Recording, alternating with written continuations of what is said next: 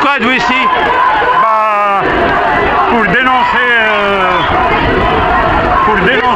le blocus dont fait Gaza. En réalité, l'Occident ne comprend pas. L'Occident, il ne comprend vraiment pas cette guerre. Cette guerre, elle est au profit de ceux qui ne cherchent que leurs intérêts géostratégiques et leurs intérêts financiers personnels. D'autant plus, il est vrai, il faut le reconnaître, que M. Netanyahou est animé par une haine viscérale du fait de la perte de son frère lors du raid en Ouganda.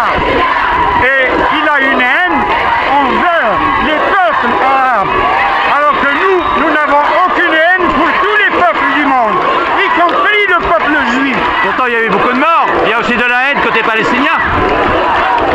Ils ont dit, il a dit lui-même, le chef du gouvernement israélien avait déclaré qu'il s'agit d'une guerre. Et il avait dit même que dans toute guerre, il y a des victimes collatérales. Donc il peut y avoir des dépassements que nous dénonçons. De tous les côtés alors? De tous les côtés alors? Sauf que nous n'acceptons pas ce blocus inhumain. Parce que c'est les populations civiles qui payent. Ce sont des populations civiles, des enfants.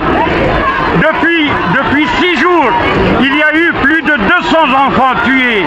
Il y a eu plus de 1800 hommes et femmes, personnes âgées, tuées dans des bombardements avec l'utilisation de bombes qui ne sont pas permises par la communauté internationale. Il faut le reconnaître.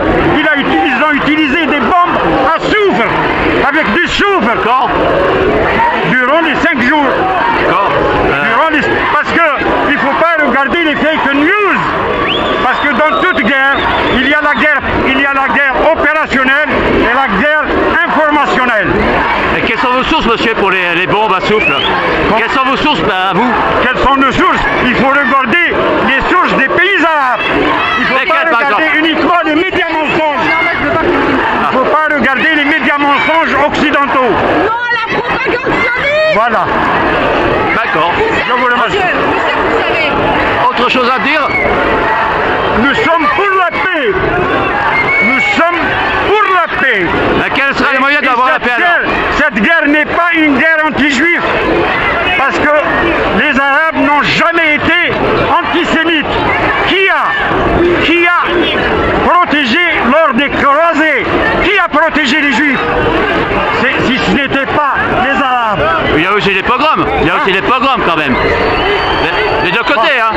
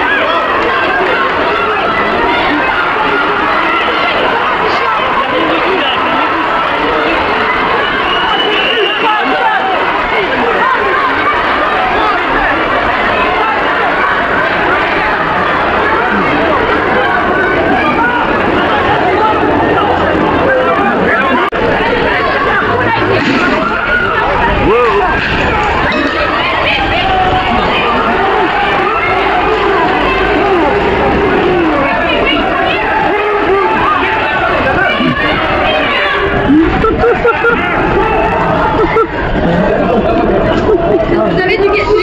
Non, c'est bon,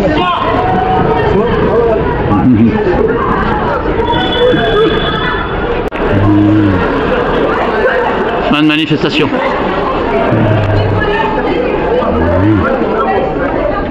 Alors, la djihadiste. Palestine, Bafar.